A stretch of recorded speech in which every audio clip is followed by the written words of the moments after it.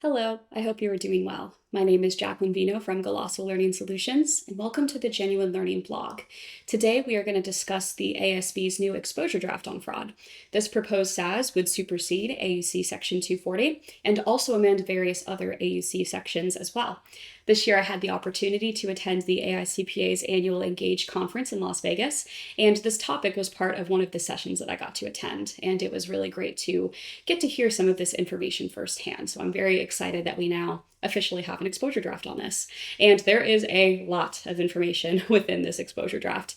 The entire thing is about 175 pages in total, so definitely not what I would consider to be a light read, but during this blog we are going to just hit some of the high notes and cover some of the background information and what are the key sections in the exposure draft as well, where we are going to see some of the changes. So with that being said, let's go ahead and dive on in. So as you can see here, this proposed SAS is titled The Auditor's Responsibilities Relating to Fraud in an Audit of Financial Statements, and this was issued on July 2nd of this year. And there really are a couple of reasons why the ASB decided to take on this project.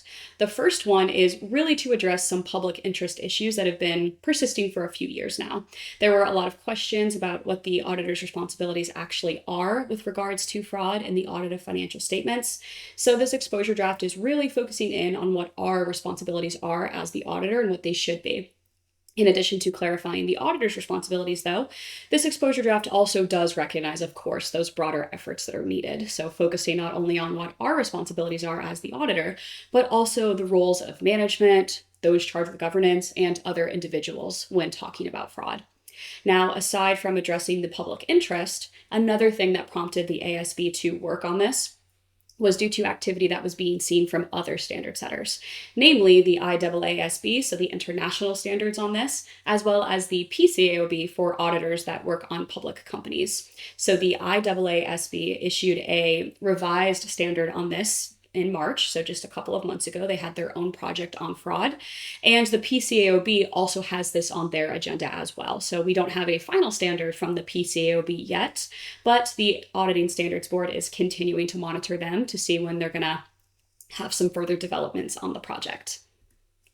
Now, this is probably my favorite part of the entire exposure draft because I'm a very big nerd, but the ASB conducted a ton of research on fraud to determine how to improve the standard. So they undertook what was called a research synthesis project, and they looked at various academic studies between 2017 and 2022 to learn about the latest academic findings on identification, assessment, and responses to fraud risks. Now, in addition to academia, they also surveyed financial statement users and preparers, and they just wanted to get their perspectives as well. And there were a total of 134 responses that were collected to the surveys. And lastly, they also conducted a lot of interviews with preparers and users of financial statements back in fall of 2022, just to get some additional insights relating to these matters. So they surveyed and got responses from 134 people, and they also sat down and interviewed 26 individuals. So what I really like about this is that the ASB didn't just go in there and draft new guidance on fraud. They really dug in deep into what the issues actually are and what is really happening during engagements. So, doing lots of different things, doing the academic research, the interviews, the surveys. However, though, they did not just stop there. They also went ahead and interviewed 26 forensic professionals as well from firms of various sizes to learn what really works for them when they detect fraud. And these are folks that, they live and breathe fraud. These are, certified fraud examiners, and they offered lots of different recommendations that will hopefully be powerful insights for auditors. Now, what was one major theme that just continuously came up when they were conducting those interviews?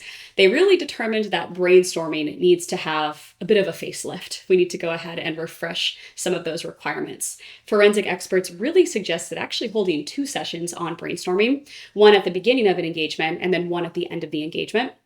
And also thinking about it more as a continuous conversation throughout the engagement as well. So they also recommended being a bit more inclusive with the discussions, not just limiting the discussion to key members of the audit team, but bringing on the whole engagement team into the discussion as well, trying to have some broader perspectives. They also emphasized the need for better guidance on the unpredictability of audit procedures as well. And that could mean, of course, using different procedures compared to what's been done in the past, maybe changing the timing of procedures, anything like that to keep fraudsters from really being able to guess what our next move is going to be. Data analytics is also a topic that came up a lot during these interviews. Forensic professionals really did urge us to think critically about the results of these different procedures and kind of where to go from there. What is the next step? Not just checking the box, but using data analytics to really prompt some real genuine curiosity as well. And speaking of curiosity, what was another key theme that kept coming up? And this should really come as no surprise to anybody, but auditors need to dig a bit deeper on this.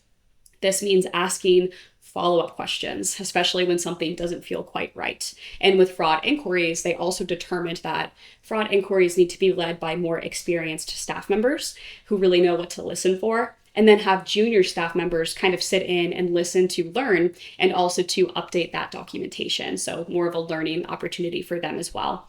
And also suggested broadening who we speak to. That is another thing that came up. So don't just limit the inquiries to management, but also speaking to employees that are in operations, maybe speaking to vendors, and having these conversations to really just uncover some inconsistencies and also shed light on things. Corroborating inquiries, another thing that came up many, many times. We want to not just stop with inquiry. We always say inquiry alone is not going to be enough. So trying to corroborate what they say with documentation. They encourage even other stuff too, like being alert for what are some red flags in management's personal lives, major life events like financial stress, maybe some legal trouble that management is involved in, maybe personal issues like divorce, also red flags that we want to consider there. And just having all of these different recommendations. They also did mention having a deeper understanding for the whistleblower hotline as well. So if our clients do have whistleblower hotlines, understanding how those work, how they're being used, just to have that more robust understanding as well. So lots of different research went into drafting this exposure draft. Now, very importantly, what are some of the fundamental aspects of this exposure draft? First and foremost, it does keep, of course, the responsibility of management in preventing and detecting fraud front and center, but it now places the auditor's responsibilities first in the standard instead, to just clarify some of those expectations. So in essence, what they did to address this public interest issue was to change the order of how they appear in the standards. So auditors' responsibilities are now going to be first, then followed by management's responsibilities. And it also says that we are, of course, tasked with being alert to material misstatements that could potentially be caused by fraud. The proposal also emphasizes the need to maintain professional skepticism, reminding us to stay alert even later on in the audit as we get close to certain deadlines, and also to remain cautious even if we've had past positive experiences with management. We all know that story of Rita Crundwell in the city of Dixon, Illinois. Very, very sad story, but she is a great example of this. She didn't steal anything from the city her entire first 8 years of working there. But in the 9th year, she then started what would become the largest municipal fraud in the history of this country. So just because somebody hasn't committed fraud in the past, that doesn't mean that they're not going to start, in the future. And with regards to risk assessment, there is a whole section on this as well in the exposure draft. They also mentioned that rather than duplicating certain risk assessment procedures that are required in AUC Section 315, the exposure draft also strengthens these risk assessment procedures by applying a clearer fraud lens to them, and also requiring the engagement partner to ensure that the team has the right experience and also the right time to complete these procedures. So we have to consider all of these additional sources of fraud risk. We want to also have a retrospective review of all prior year estimates. That is another thing that this exposure draft clarifies. And to, of course, expand the engagement team discussion to consider fraud red flags, such as revenue recognition. So just trying to, once again, clarify and enhance what some of those requirements are. In addition, there's also another section on specifically fraud risk factors. So the exposure draft enhances the requirements for auditors to evaluate whether fraud risk factors are present based on our risk assessment procedures, and also it moves some supporting guidance to the application section for additional clarity. It also strengthens our responsibility to identify and assess fraud risks by aligning more closely with AUC Section 315 regarding the evaluation at both the financial statement level and, of course, at the relevant assertion level. So all fraud risk factors are still going to be treated as significant risks, and management override of control is now explicitly required to be assessed at the financial statement level. And if you work on audits, this is probably something that you're already doing, but they did want to specifically and explicitly require this in the exposure draft as well, just to make it a bit more formalized. The standard also is going to reinforce the presumption of fraud risk for revenue recognition, which again, a lot of engagement teams are probably already doing, and requiring auditors to consider fraud risk factors before identifying those more vulnerable areas. And then in addition to that, also emphasizes our responsibility to respond to these risks as well. So when we are identifying and assessing the risks, then we have to, of course, do the response to that risk, right? So if any of you do audits, that is, AUC section 315 and also 330. So we are going to have to design procedures that are open to contradictory evidence, that are objective, not just simply confirming what management's views are. So trying to reinforce our requirements there as well. Other sections of this exposure draft, of course, introduce more specific and structured steps for responding to identified or suspected fraud, requiring auditors to understand the nature and the circumstances, even if the fraud appears to be, minor, so to speak. So we have to, of course, document how the fraud was detected. We want to consider sources like whistleblower tips or other risk assessment procedures that have been performed. And then the engagement partner is also going to be required to evaluate that fraud's impact on the audit, unless it is clearly inconsequential. So additionally, though, what else do we have in this exposure draft? We have a standback provision that reinforces the need to assess fraud risk evaluations and ensure sufficient audit evidence has been obtained in the response, right? So we're going to have to do that, of course, standback provision there.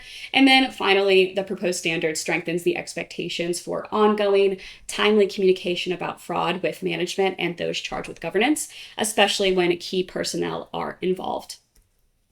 And lastly, we have some additional documentation requirements, right? It would not be a new SAS unless we had some new documentation requirements. It also covers other matters such as fraud-related inquiries and asking those charged with governance if they are aware of any internal control deficiencies relating to fraud.